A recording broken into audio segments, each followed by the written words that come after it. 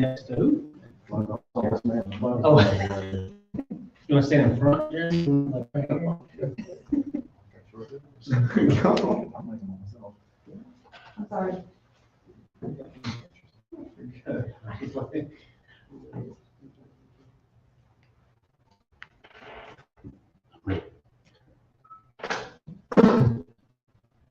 We can start if y'all ready. You just don't.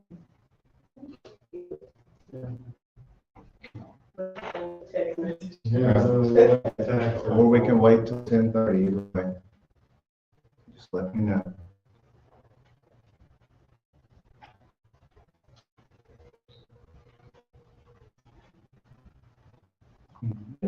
Yeah, you're ready to go.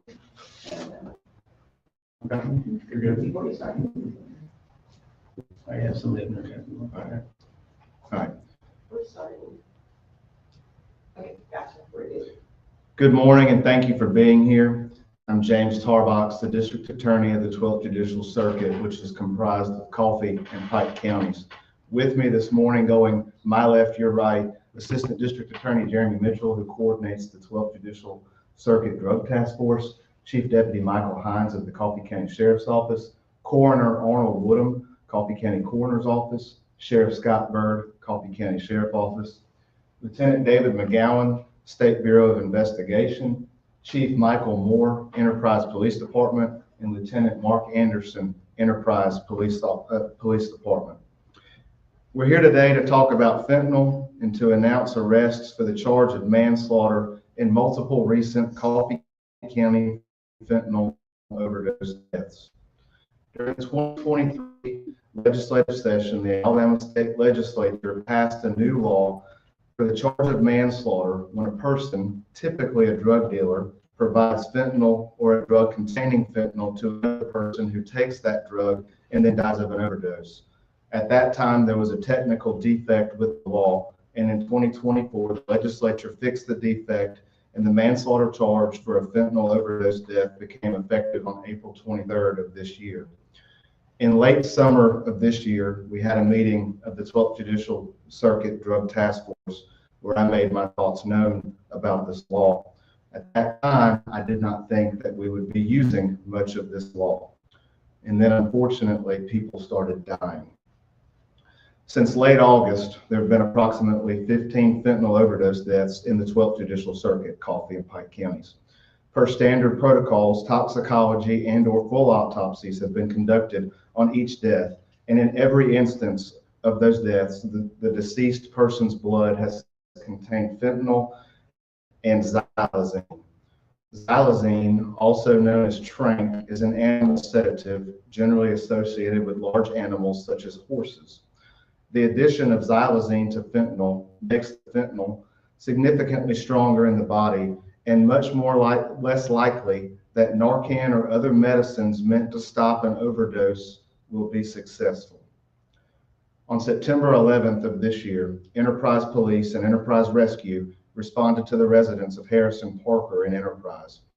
Coroner Woodham pronounced Parker deceased at 2:13 a.m. At the scene, there was evidence of fentanyl used by Parker. Toxicology reports confirmed death by fentanyl toxicity with xylazine present. As part of the investigation into his death, Parker's cell phone was recovered and analyzed. The analysis of Parker's text messages and location data for September 10th led the Enterprise Police Department to a person of interest. That individual was interviewed multiple times.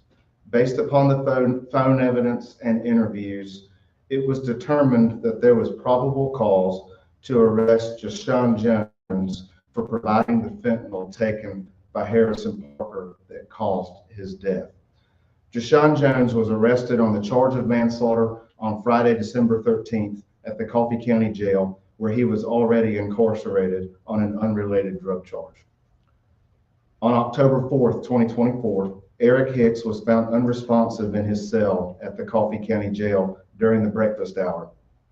Coffee County Jail staff and sheriff's deputies followed protocols and procedures and requested medics from Enterprise Rescue to respond.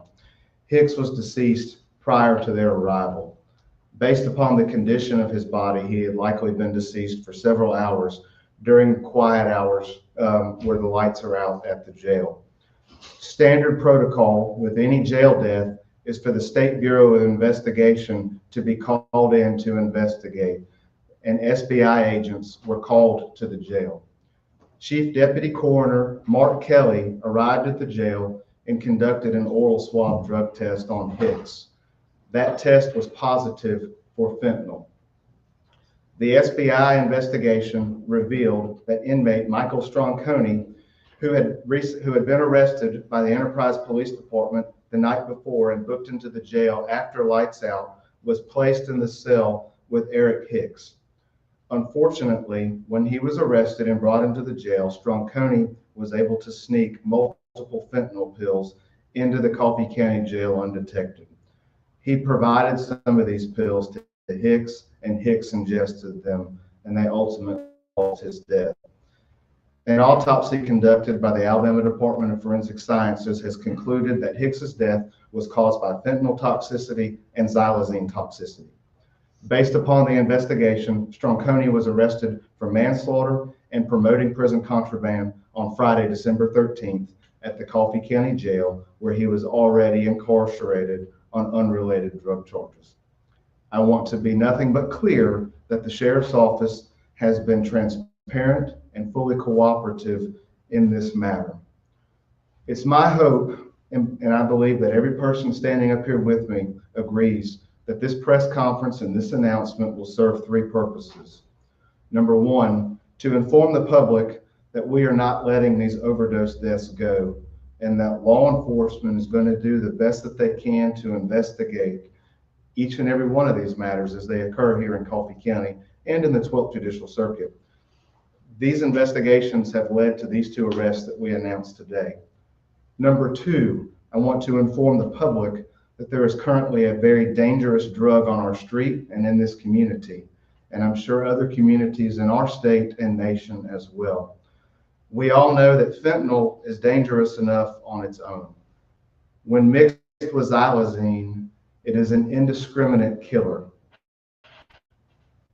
One person changes their mind about taking fentanyl because we held this press conference and got word out, then this press conference was worth it. Last and third, to the drug dealers in this area. If you decide to deal fentanyl and you want to die of an overdose, law enforcement will work the case. They will track you. They will do everything they can to develop probable cause and arrest you. When they do, our office will do everything that we can to get you sent to where you belong, straight to prison.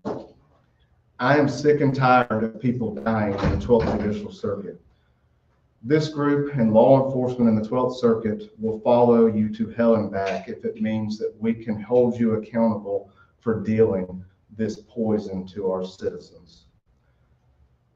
We can't comment further on the facts of these cases as they are now active criminal cases pending here in the District Court of Coffee County, but we will take your questions now and answer as we are able. Sheriff, are you guys, like, I guess when you guys saw this kind of going into you guys' jail, have you guys taken any steps to like fight it, combat it?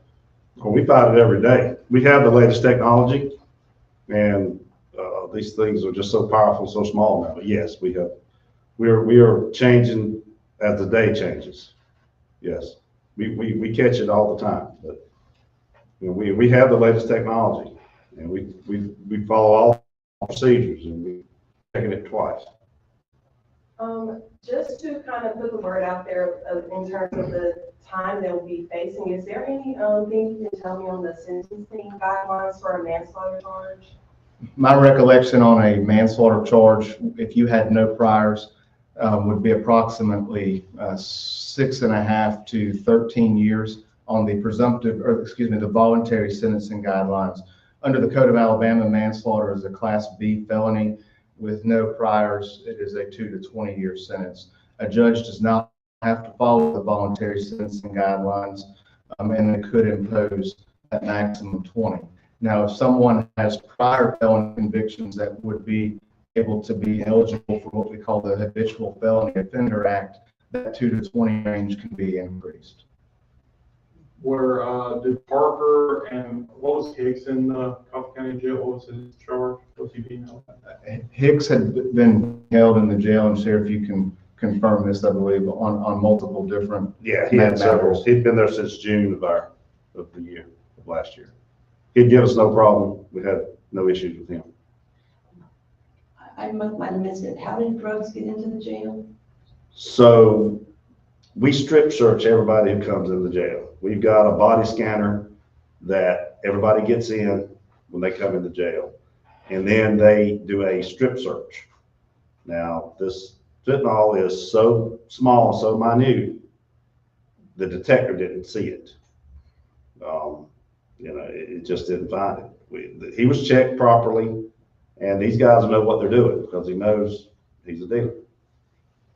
And he got past us. It was Strong Coney who brought it in. Right, yeah. Right. Thank you. I wanted to just, I guess, reinforce a little bit just about you all's stance on this in terms of sending a message to those people that are dealing in fentanyl. Yeah, I'd like to put it on notice. All the drug dealers, they need to hear what we're saying. Your guidelines used to be pretty light on dealing drugs. It's a game changer. You go into prison. Chief? Well, it's not like the drug dealers are most honest.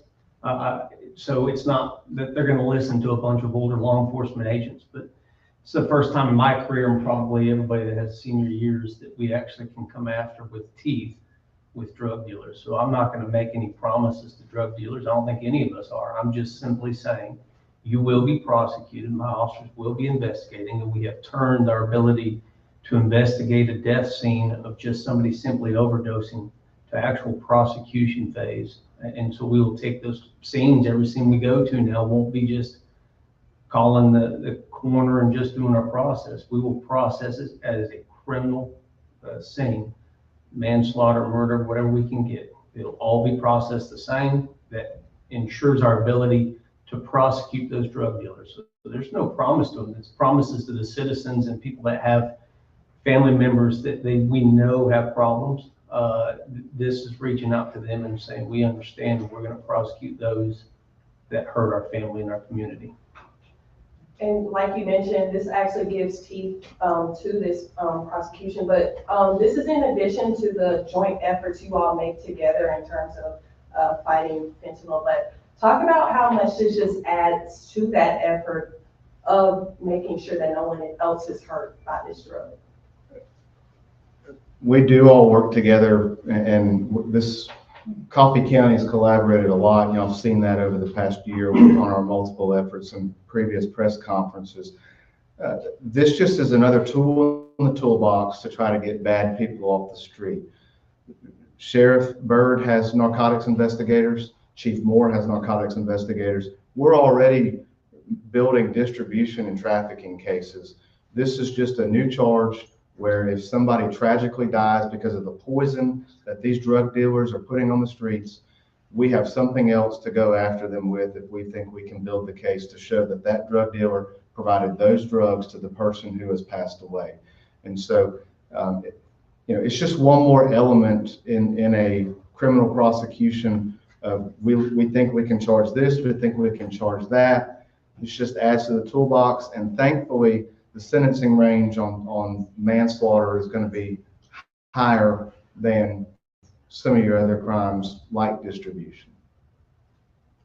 I have one more. Another thing to consider with this is the families of those that pass away in these instances. How important is it now that you all have this? And there can be some type of solace for those families to go after the people responsible ultimately for the death of a loved one. I'm going to ask Coroner Woodham. I've been at several scenes with him.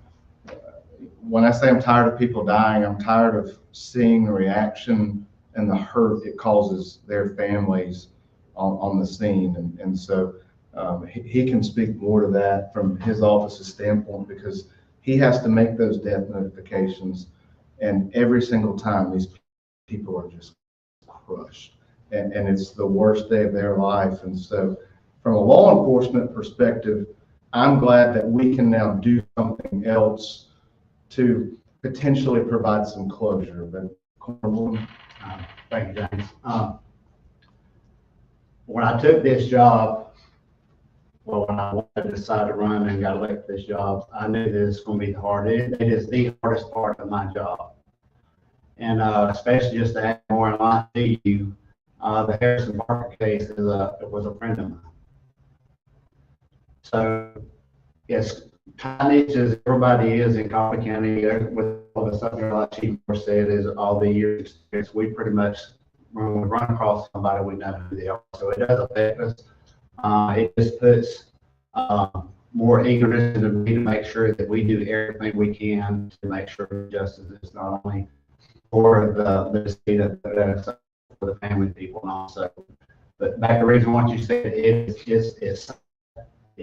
it's awful that me and my chief deputy Mark and my deputy Patrick that helps does this. It is the part of our job. So I mean, all we can do is sit there and offer guidance and help to them and make sure that I have all the information I have to the Coffee County Department, Enterprise Police Department, and James and his office and all. But I will say, as being along my residents of what's going on, the guys that have a conversation and they mean what they say, we're going to do that. I'm going to do my part to make sure that we do it.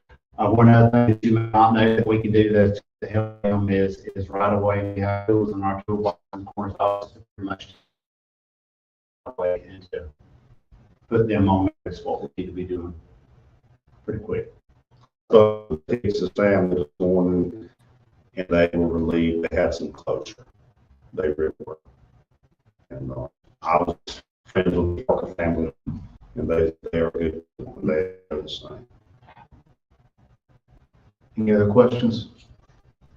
I do want to make a statement. You got some top-notch leaders and investigators with you. You're the one that has to present everything. In my understanding, you respond to a lot of the scenes, and the people of the 12th Judicial Circuit needs to know that as the one who has to present the evidence, you go and firsthand look at it. You're to be commended for going to the scene. Top-notch guys in the system that provides you the evidence, but you're the one who has to present it. And I appreciate that, but I'm just doing my part of the system, and it's how I feel the job needs to be done, and we'll continue to do that. You had to get him a vest. Because he was coming to hot scenes. So we just have to do. But I appreciate y'all covering this event. It is important that it gets out, and we hope that we can change some tide in our community with what I believe is a public health crisis. So thank you very much.